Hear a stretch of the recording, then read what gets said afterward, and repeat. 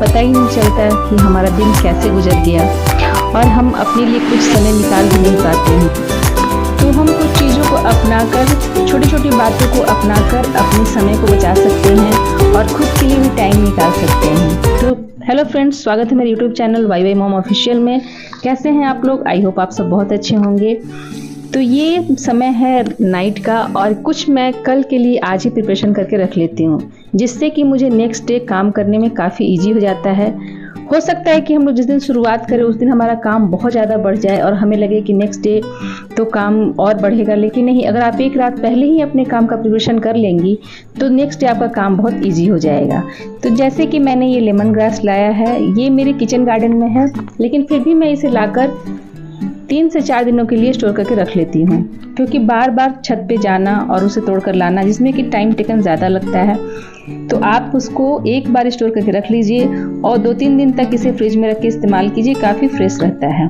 उसी तरीके से कभी आपको सुबह बच्चे को लंच देना है या हस्बैंड को ऑफिस जाना है, तो कुछ ये सब्जियां हैं जो बहुत टाइम लेती हैं, जैसे कि राजमा हो गया, चना हो गया, तो इसे मैं सोख करके सुबह से रख देती हूँ और रात को इसे बॉयल करके रख देती हूँ। आप अगर रात में ही इसे बॉयल कर देंगे तो सुबह उठ के आपको इसको उबालने की ज़रूरत नहीं पड़ेगी, क्योंकि इसको पकने में थोड़ा टाइम लगता है और बहुत ज़्यादा समय लगने लगता है। तो मैं इस तरीके से रात में ही उसको उबाल के रख देती हूँ। और ये मसाले हैं, इसे भी हम तैयार करके रात को रख देंगे, जिससे कि सुबह हमें बच्चों के लिए लंच बनाने में या हस्बैंड के लिए लंच बनाने में हमें ज़्यादा दिक्कत का सामना नहीं करना पड़ेगा और जल्दी बन जाएगा। तो यहाँ पे मैंने हरा धनिया लिया है, टमाटर लिया है और प्याज। हरा धनिया को कभी आप मसाले में पीस कर देखिएगा और इसकी सब्जी बना कर देखिएगा, काफ़ी टेस्टी लगता है। तो आप कभी इस तरीके से बना कर देखना, बहुत ही अच्छा लगता है। तो देखिए, मैं यहाँ सारे मसालों को मिक्सी में डाल कर पीस ली हूँ और अब इसे मैं एक बाउल में रख दूंगी रात को फ्रिज में। तो ये बिल्कुल ख़राब नहीं होता है। इस तरह मसाले बनाकर आप 2 दिन तक भी इस्तेमाल कर सकते हैं, 3 दिन तक भी कर सकते हैं फ्रिज में रख के, तो जिससे आपका समय का बचत होता है। तो ये है रात का समय और ये सब काम करने के लिए मैं कोई एक्स्ट्रा टाइम नहीं निकालती हूँ। मैंने अगर रात में सब्जी बनाने के लिए रखा है तो जब तक हमारी सब्जियाँ बनती है तब तक मैं ये सारा काम कर लेती हूँ, जिससे कि ज़्यादा समय भी ना लगे और हमारा काम भी हो जाए। तो समय को कैसे यूटिलाइज़ करना है ये हम हाउस मेकर अच्छी तरीके से जानते हैं, और जब हम अपने काम को अपने तरीके से मैनेज करते हैं तो हमारे लिए खुद के लिए भी समय बहुत अच्छे से निकल जाता है। हो सकता है कि जिस दिन से हम शुरुआत करें वो दिन, वो रात, उसकी रात को एक दिन पहले ज़्यादा समय लग जाए हमारे काम में, लेकिन नेक्स्ट डे आप देखिएगा कि जब आधा काम आपका रात का हो जाता है तो सुबह में आपको बहुत टाइम मिल जाता है। तो देखिए, नेक्स्ट डे मॉर्निंग का है। यहाँ पे मैं उठी हूँ और सीधे मैंने यहाँ पे कुकर चढ़ाया है और उसमें मैं डालूँगी ऑयल, और फिर मैं इसमें जीरे का फ़ोरन देकर और अपना मसाला जो मैंने तैयार करके रखा है उसको हम डाल देंगे। और इन छोटी छोटी बातों को भी ध्यान देना है कि जब हम ऑयल डालते हैं तो कुछ ऑयल की बूंदें हैं वो नीचे तक टपकने लगती हैं, तो उसे हम हड़बड़ाहट में रख देते हैं। आप कितनी भी जल्दी में हो, बस 2 मिनट का भी टाइम नहीं लगेगा, उससे जल्दी ही आपका वो साफ़ हो जाता है। तो आप एक कपड़ा रखिए और उसे पोंछ दीजिए, तो फिर एक्स्ट्रा आपको टाइम नहीं लगेगा उसे पोंछने में। और जब कभी भी आप कुकर या कढ़ाई में छौंक लगाते हैं तो हमेशा उसका ढक्कन तुरंत बंद कर दीजिए, नहीं तो जितनी भी आपकी ऊपर की सरफेस है वो चिपचिपा हो जाता है और गंदा दिखने लगता है। तो कुछ छोटी छोटी बातों को अपनाकर हम अपने किचन को साफ भी रख सकते हैं और अपने काम को भी अच्छे तरीके से कर सकते हैं। तो देखिए, ये सारे मसाले हमने बेसिक इसमें डाल दिए हैं, चना डाल दिया और ये सब्जी बनकर तैयार हो गई। तो इसमें ज़्यादा समय नहीं लगा और अभी मैं आ गई हूँ चाय बनाने के लिए। तो यहाँ पे देखिए, जो लेमन ग्रास कल मैंने काट के रखा था उसे लाएंगे और फटाफट डालकर चाय बना लेंगे। तो ये चीज़ें बहुत छोटी हैं, लेकिन अगर आप इसे अपनाएंगे तो आप देखेंगे कि आपकी समय की काफ़ी बचत हो जा रही है और आप अपना दिन की शुरुआत बहुत अच्छे तरीके से कर सकते हैं।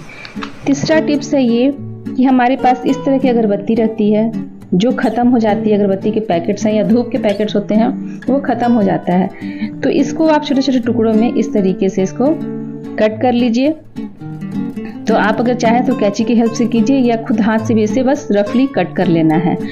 और इसका इस्तेमाल मैं आपको बहुत अच्छा बताऊंगी। तो इसे हम जब अपने कबर्ड में या अलमीरा में जहाँ कपड़े रखते हैं वहाँ हम नीचे में, कपड़े के नीचे में, बीच में तह में एक एक टुकड़े को डाल देंगे। तो इस तरीके से आप रख सकते हैं अगरबत्ती के टुकड़े पैकेट्स को या धूप के पैकेट्स को। तो आप फील करेंगे कि अलमीरा जब भी आप खोलते हैं या कबर्ड खोलते हैं तो आपका जो अलमीरा है बहुत ही खुशबू आएगी उसमें से, और कपड़े भी बहुत अच्छे सुगंधित महकेंगे। तो इसमें आपको कोई दूसरा परफ्यूम नहीं डालना है, ना ही कुछ करना है, और बहुत ही कपड़े खुशबूदार इससे खुशबू आने लगेगी। तो ये मुझे बहुत ही अच्छा टिप्स लगता है, मैं इसे अपने घर में अपनाती हूँ। तो ये है मेरा टाइल्स जो कि किचन का टाइल्स है, और किचन का टाइल्स अक्सर बहुत सारी चीज़ों को झेलता है, चिपचिपेपन को, डस्ट को, जिससे कारण उसकी चमक चली जाती है। तो उसमें चमक बनाए रखने के लिए मैंने यहाँ हार्पिक लिया है और उसमें मैंने डाला है पानी, और फिर मैंने उसमें डाला है 1 चुटकी के बराबर बेकिंग सोडा, जो खाने वाला सोडा होता है। और बस बिना मेहनत के इसमें जितने भी पानी के स्टैंड हैं सारे साफ हो जाएंगे। आप इसे लगाकर 5 मिनट के लिए सिंपल सा रख दीजिए। इसे अभी रब नहीं करना है, कुछ नहीं करना है, सिर्फ आप इसे लगाकर और थोड़ी देर के लिए 5 से 7 मिनट के लिए इसे हम छोड़ देंगे। तब तक आप अपना दूसरा काम कीजिए, तब तक ये आपका सही से रेडी हो जाएगा साफ होने के लिए। तो देखिए मैं इसको चारों तरफ अच्छे से लगाकर छोड़ दी हूँ, और जो सिंक के नीचे का एरिया होता है वहाँ भी हमने लगा के इसे रख दिया, क्योंकि ये जगह बहुत ही गंदी हो जाती है। और अगर जब आपका किचन ओपन हो चारों तरफ से तो उसे साफ रखना बहुत ही चैलेंजिंग हो जाता है।